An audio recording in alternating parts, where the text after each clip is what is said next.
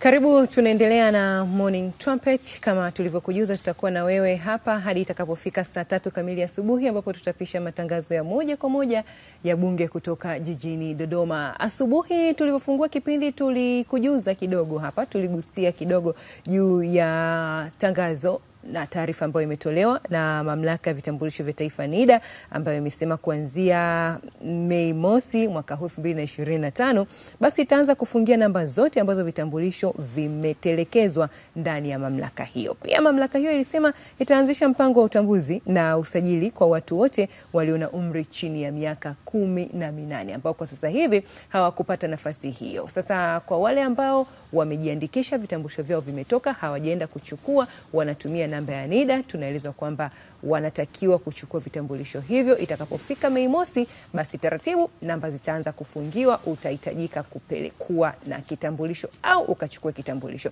Kuna maswali kadhaa ambayo yapo katika eneo hili. Sasa itakuwaje? Namba hizi zitafungiwa, zikifungiwa itabidi nijisajili upya au itakuwaje? Basi tayari tunao hapa wahusika wa katika eneo hili kutoka mamlaka ya vitambulisho vya NIDA. Tunaye mkuu wa kitengo cha mawasiliano NIDA, Godfrey Tengeneza. Karibu sana. Nashukuru sana. Lakini tunaye Andesh Kiyoya ambaye ni meneja usajili. Karibu sana. Asante. Bila shaka sijakosea hii jina lako la mwanzo? Hapana, sahihi. Andesh. Ingawa mimi nimelikosea kidogo, naliweka rekodi vizuri na sio nyinyi tu, wengi wanapenda kuniita Godfrey. Ni Geoffrey. Geoffrey. Sasa. Maana Geoffrey na Godfrey kuzitofautisha nazo inakuwa ngumu kidogo. Lakini nashukuru kwa kueleza sasa. Sawa. Karibuni sana. Nashukuru sana. Tuanze na swala hili la Mei mosi. Itakapofika Mei mosi, kwamba kwa wale ambao watakuwa hawajapata nafasi ya kuchukua vitambulisho vyao, wanatumia namba za NIDA na vitambulisho vyao vimetoka, basi wanaweza wasipate nafasi ya kutumia namba hizo, kwamba namba hizo zitakuwa zimefungiwa. Kidogo kwanza, kabla tujaliangalia hili, mtueleze hadi sasa hivi hali ipoje ya uwepo wa Watanzania kwenye usajili wa vitambulisho hivi vya taifa NIDA? Asante sana. Kwa maana ya swali lako, uwepo wa Tanzania kwenye swala zima la usajili, Watanzania wanaenda kujitokeza na zoezi la usajili linaendelea kufanyika kwa sababu ni zoezi endelevu. Wapo ambao ndio wana qualify kwa maana ya kufikisha miaka 18 na kuendelea, kwa hivyo wana qualify kuanza kujisajili, lakini wapo ambao tayari walisha qualify lakini walikuwa wamezembea kujisajili. Kwa hiyo zoezi linaendelea nchi nzima kama kawaida, kwa sababu ndio jukumu letu mama. Na kwa maana hiyo basi namba na vitambulisho vinaendelea kutolewa. Mpaka sasa hivi ni Watanzania wangapi wameshasajiliwa kwa ajili ya vitambulisho vya taifa? Mpaka tunavyozungumza hivi sasa ni karibu Watanzania milioni 25.5 wamekwisha sajiliwa, ambao ni sawasawa na 85 na nukta hivi kidogo kama 3 hivi, kati ya Watanzania milioni 31 na nukta hivi ambao wana sifa za kuweza kusajiliwa kwa maana miaka 18 na kuendelea. Kwa hiyo ni zoezi ambalo linaendelea kama kawaida kama nilivyosema. Na kati ya hao, manake kati ya hao milioni 25 na ushe ambao umetaja, ambao tayari wameshapata vitambulisho vyao, ambao wamekwisha kupata vitambulisho vyao mpaka tunavyozungumza hivi sasa, tumezalisha vitambulisho karibu milioni 21 na zaidi, kama na nukta 7 hivi, kwa maana ya kwamba kuna NIN ambazo zimekutoka na vitambulisho karibu takriban hivi ambavyo tayari vimekwisha kuzalishwa. Na kwa muktadha huu ni kwamba wale wote ambao kwa miaka ya nyuma, mnakumbuka kulikuwa kuna watu wengi sana walikuwa hawana vitambulisho, walikuwa na namba, karibu wote tayari vitambulisho takriban vyote vilikushazalishwa kwa watu wao.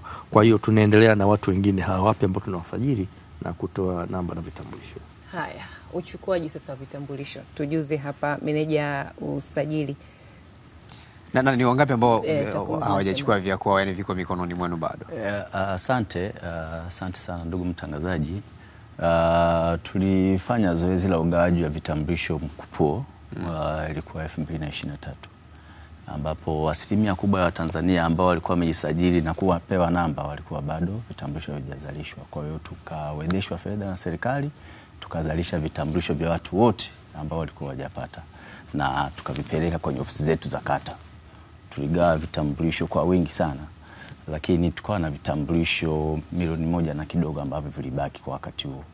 Mtakumbuka mwezi Januari tulianzisha kampeni maalum kwa ajili ya kuhakikisha kwamba vitambulisho vyote ambavyo vimebaki katika ofisi za kata na vijiji vinarejeshwa katika ofisi zetu za NIDA. Wananchi wanatumiwa message ili waweze kujitokeza kuchukua hivyo vitambulisho vimebaki. Zoezi hilo limeenda na wananchi wengi walijitokeza kuchukua. Nadhani kuna taarifa ilitolewa na mkurugenzi mkuu wetu NIDA kwa vyombo vya habari kuhusu utekelezaji wa lile zoezi lilivyokuwa, pamoja na kutangaza sasa kwamba kwa wananchi ambao hawajajitokeza hadi kufikia hiyo tarehe 1 mwezi wa 5 vitambulisho bado tuko navyo, basi namba zao zitasitishwa matumizi hadi pale watakapokuwa wamejitokeza kuja kuchukua vitambulisho. Mpaka sasa mwitikio ni mkubwa katika ofisi zetu. Kama ukipata nafasi ya kutembelea ofisi zetu za Dar es Salaam hapa utaona jinsi mrudikano wa watu ulivyo mkubwa, na watumishi wetu wamejipanga kuweza kuwahudumia kuhakikisha kwamba wale ambao wanajitokeza kabla ya kufikia hiyo tarehe 1 basi wanapata huduma inayostahili na kuepuka changamoto za kuweza kusitishiwa namba zao ambazo zitapelekea sasa wao kushindwa kupata huduma mbalimbali mpaka hapo watakapokuja tena kwenye ofisi zetu kuchukua vitambulisho. Kwa hiyo zoezi la ugawaji linaendelea na linaendelea katika nchi nzima. Tuna jumla ofisi 153 Tanzania nzima, kwa maana tuna ofisi kwa kila wilaya kwenye wilaya 150, lakini katika wilaya zenye jiografia kubwa tuna ofisi zetu pia tumeongeza kwa ajili ya kuwasogezea huduma wananchi ili kuwarahisishia utekelezaji wa hayo mazoezi ya usajili pamoja na uchukuaji vitambulisho. Naam. Sawa. Swali kubwa linalosalia hapa ni je, tumefikaje hapa? Kwa nini tunalazimika kuzifungia hizi namba? Kuna changamoto gani? Asante mtangazaji. Changamoto ni hii asilimia ndogo ya watu ambao hawajajitokeza.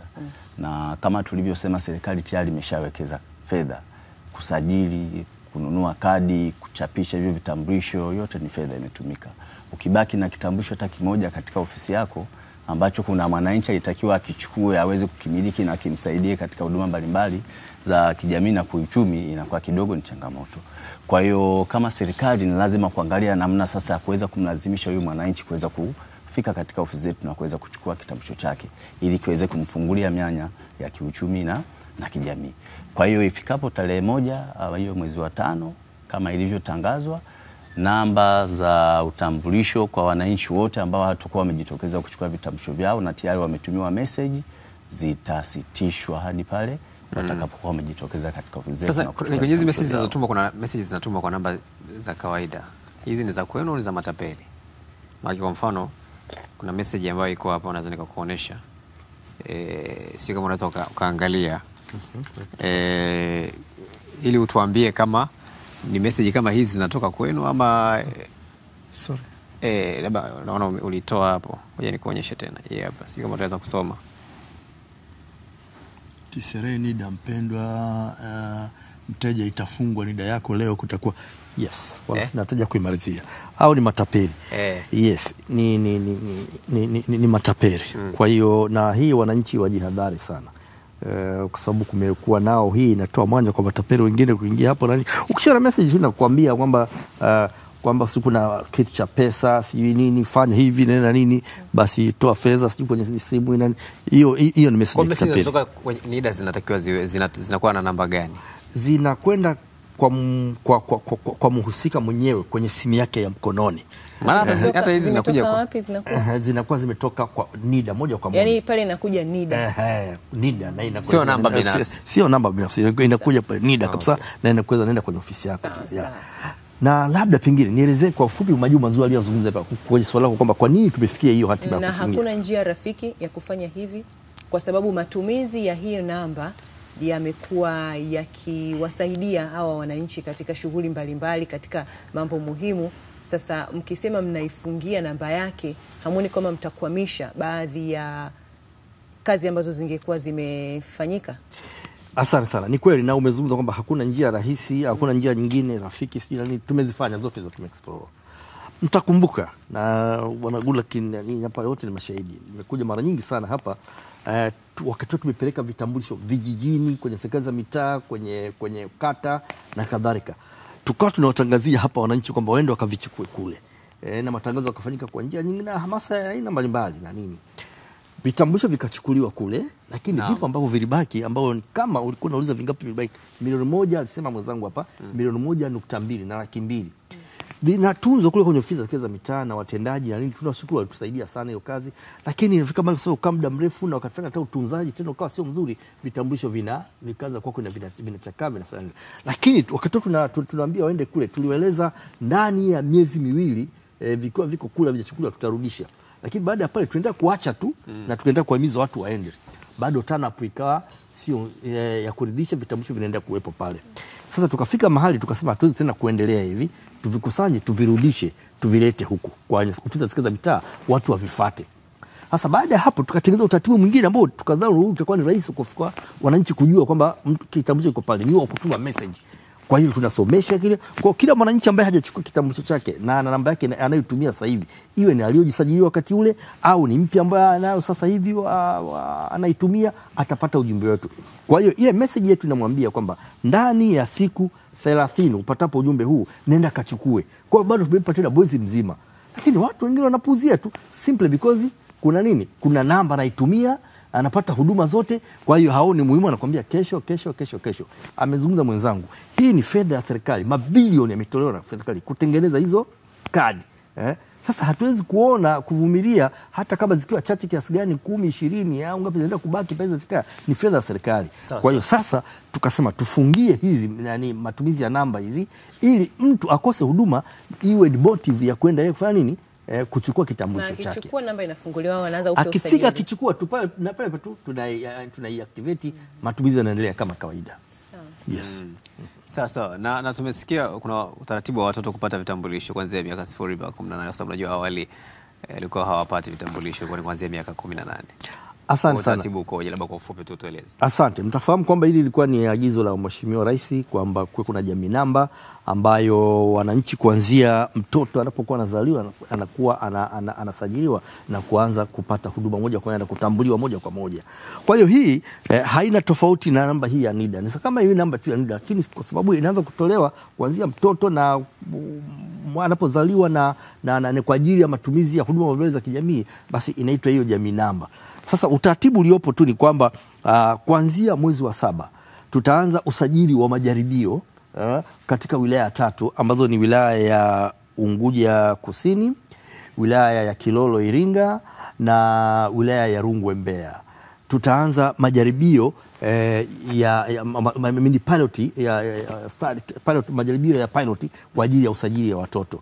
Kwa hiyo baada ya hapo basi mtoto atakuwa kila anapozaliwa kuanzia pale anapozaliwa tu pale anapata ile namba na kuendelea mpaka miaka. Kwa nini sasa mtaanza mchakato utaanza au mnafanya kwanza majaribio? Ndio tuseme tunaanza mwezi wa 7, lakini sasa kila kitu lazima uanze na majaribio. Kwa hiyo sasa hivi ndio mnafanya majaribio? Sasa hivi bado. Sasa hivi tutaanza, bado tuko kwenye majaribio, ndio mnaanza mwezi wa 7. Yes. Alafu kuanza kufanya kazi ni baada ya hapo. Tukishafanya majaribio tayari kila kitu tutaona imekaaje, modeli zimekaaje, tunaanzia hapo pamoja wanakwenda.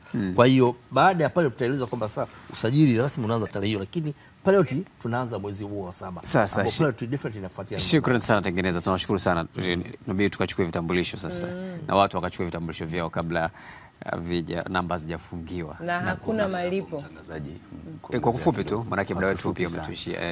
Kutokana na maelekezo yaliyotolewa na mkurugenzi mkuu kwamba tunasitisha namba hiyo tarehe 1 mwezi wa 5, NIDA tunaendelea kutoa huduma za uchukuaji vitambulisho hadi siku ya Jumamosi. Tulianza Jumamosi iliyopita na tunaendelea Jumamosi inayokuja. Kwa hiyo tunawasihi wananchi kabla ya hiyo tarehe 1 tujafungia hizo namba, watumie hata hiyo fursa ya siku ya Jumamosi kwenda kuchukua vitambulisho vyao. Nakushukuru sana, shukrani sana kuzungumza nasi na tunakamilisha hivyo.